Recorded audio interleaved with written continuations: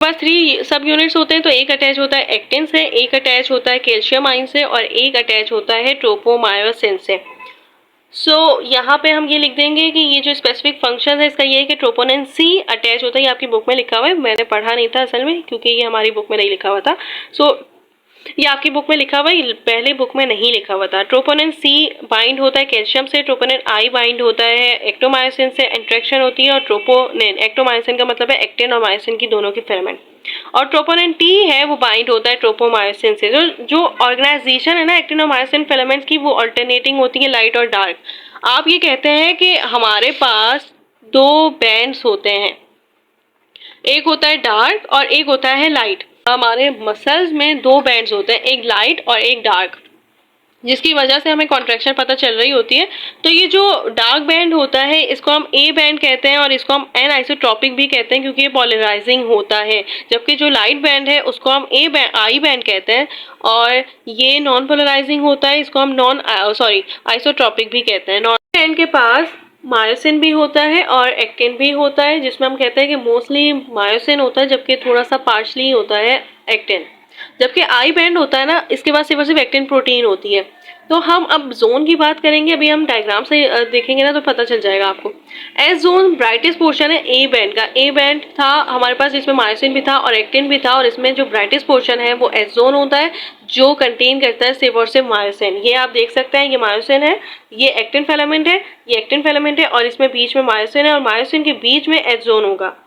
अब अगर हम आगे बात करें एम लाइन की, तो एम लाइन ये लाइन होती है जो पास करती है through the centre of A band या फिर एस जोन। एस जोन के बिटवीन में भी एक बैंड होता है क्योंकि डार्क रीजन कंटेन कर रहा है थिक फिलामेंट और ओवरलैप कर रहा है थिन फिलामेंट्स के साथ। ए बैंड एनाइसोट्रॉपिक होता है जबकि आई बैंड होता है आइसोट्रॉपिक।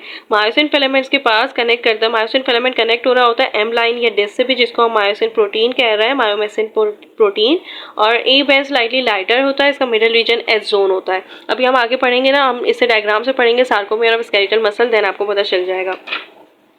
ये कंटेन करता है सिर्फ और सिर्फ मायोसिन फिलामेंट्स और इसके पास जो रीजन होता है उसको हम कहते हैं सार्कोमेयर। आप ये कह सकते हैं कि सार्कोमेयर कंसिडर होता है ऐसा smallest contractile unit of muscles. यही है जो स्मॉलेस्ट कॉन्ट्रैक्टाइल यूनिट है मसल्स का। अब आपको ये जोन की बात करनी है, तो ये जोन्स में ये होता है कि ऑर्गेनाइजेशन होती है और एक्टिन और मायोसिन फिलामेंट्स की डेवलप करते हैं ये बैंड्स को। यहाँ पे हम पहले बात कर रहे थे एस जोन की, तो एस जोन ब्राइटेस्ट पोर्शन है ए बैंड का जो कंटेन करता है सिर्फ और सिर्फ मायोसिन। ये हमारे पास मसल का स्ट्रक्चर है। अब यहाँ पे ये जो क्रॉस ब्रिजेस है ना, ये इसके पास जा रहे होते हैं। मैं आपको भी कॉन्ट्रैक्शन हुई भी होती है ना, वो भी डायग्राम दिखाऊंगी, उससे आपको समझ आ जाएगा। ये मायोसिन होता है और ये एक्टिन होता है। ये जो लाइन है ना, ये एक्टिन है और उसके पास ना क्रॉस ब्रिजेस की बाइंडिंग हो रही होती है, रेडिएशन इसके पास टुवर्ड्स इसके पास जा रही होती है और यही है जो कॉन्ट्रैक्ट कर रहा होता है।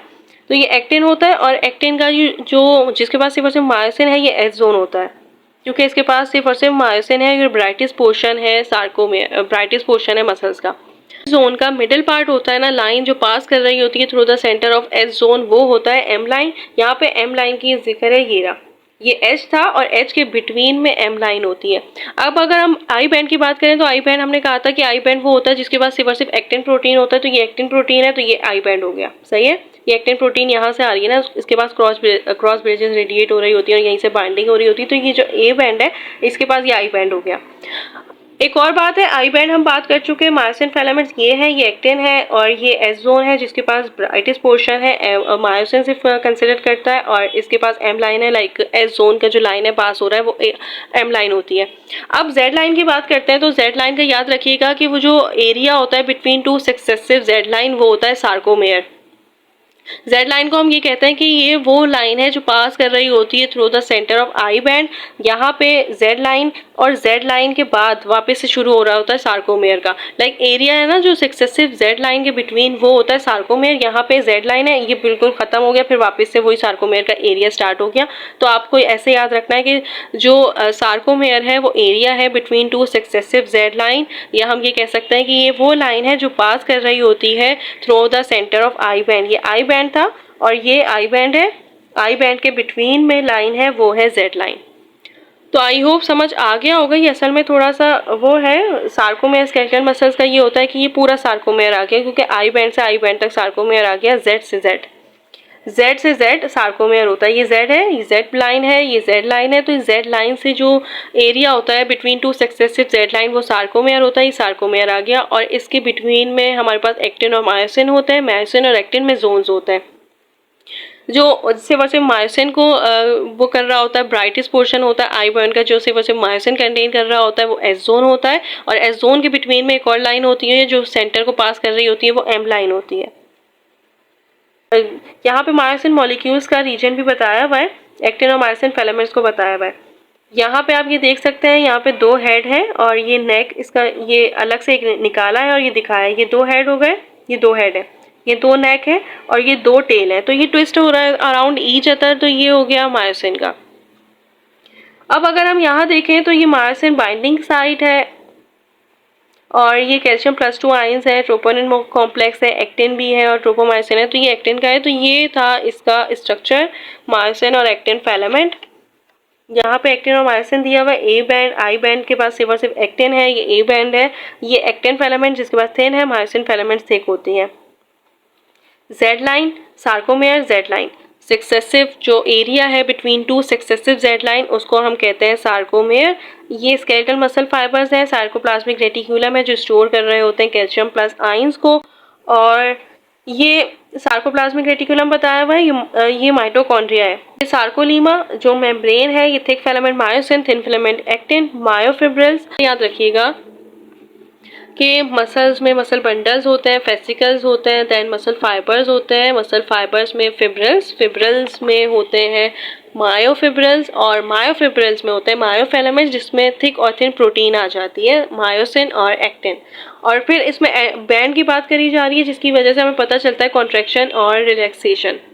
पिछली बुक थी उसमें ही बहुत अच्छा दिया हुआ है। जब हम मैकेनिज्म पढ़ेंगे मसल कॉन्ट्रैक्शन का तभी मैं आपको बता दूंगी। बट यहाँ पे देखें ये ना हेड होते हैं जो आगे स्लाइड कर रहे होते हैं फिलामेंट थ्योरी में, लेकिन स्लाइड क्या कर रहे होते हैं, ये थिन फिलामेंट है, ये एक्टिन है, ये ही स्लाइड कर रहा होता है। क्रॉस ब्रिजेस हैं, ये क्रॉस ब्रिजेस हैं, सही है, ये क्रॉस ब्रिजेस है और ये रेडिएट कर रहे हैं towards actin filament, thin filament. तो ये मैंने आपको दिखाना था कि ऐसे कॉन्ट्रैक्शन होती है। यहाँ पे ये जेड लाइन आ गई और इसके पास सार्कोमेयर आ गया, पूरा सार्कोमेयर की ये जेड लाइन आ गई। ये एक्टिन, ये मायोसिन है और ये एक्टिन है जो आगे जाके रेडिएट कर रहा है। यहाँ पे देखें मसल कॉन्ट्रैक्शन हुई है। जब इनके पास जो क्रॉस ब्रिजेस थे उन्होंने अपनी तरफ इसको खींचा है। तो यहाँ पे हम ये कहते हैं कि इसके पास कुछ हेड होते हैं, मायोसिन फिलामेंट्स के पास क्रॉस ब्रिजेस होते हैं, जबकि जो एक्टिन फिलामेंट है उनके पास कुछ स्पेशल साइड्स होती हैं, कुछ हेड होते हैं जो प्रोजेक्ट कर रहे होते हैं from the ends of myosin filaments और ये कॉन्ट्रैक्शन हो रही होती है। लेकिन ये नहीं है कि अगर एमसीक्यू आ जाए कि एक्टिन फिलामेंट शॉर्ट हो रहा होता है, नहीं, एक्टिन फिलामेंट कभी भी शॉर्ट नहीं होता, आई बैंड शॉर्ट हो रहा होता है और एक्टिन फिलामेंट बिल्कुल एक्जैक्टली सेम रहता है। ये जो लेंथ में शॉर्ट में कॉन्ट्रैक्शन हो रही होती है मसल्स की, इसकी वजह से हमारी बॉडी मूव कर रही होती है।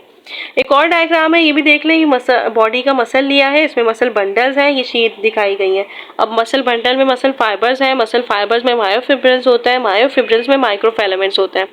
अब यहाँ पे ये पूरा जेड लाइन बताई हुई है, तो इसका मतलब है पूरा सार्कोमेयर है, क्योंकि सक्सेसिव जो हमारे पास एरिया होता है between two successive Z line वो सार्कोमेयर होता है। यहाँ पे ए बैंड है, ए बैंड के बिटवीन एस जोन होता है, सही है। और यहाँ पे ये है, ये लाइन आ रही है, ये है एक्टिन, ये है मायोसिन, मायोसिन के बीच में एस जोन आ रहा है, एस जोन के बीच में एम लाइन होता है। यहाँ पे इस बुक में एम लाइन का जिक्र नहीं था, सही है, एम लाइन होता है। और हम ये भी कहते हैं कि जो एम लाइन है ये हो गया एस जोन और ये आई बैंड हो गया जिसके पास सिर्फ और सिर्फ ए बैंड था। आई बैंड के पास सिर्फ और सिर्फ एक्टिन प्रोटीन था, इसके पास और कुछ और नहीं था, ये एक्टिन प्रोटीन को अपने पास कंसिस्ट करता है। तो ये था हमारे पास इसका स्ट्रक्चर स्केलेटल मसल्स का। इंशाल्लाह नेक्स्ट वीडियो में मैं आपको कॉन्ट्रैक्शन बताऊंगी। आई होप समझ आ गया होगा। जब तक के लिए अल्लाह हाफिज़, all the best to all of you.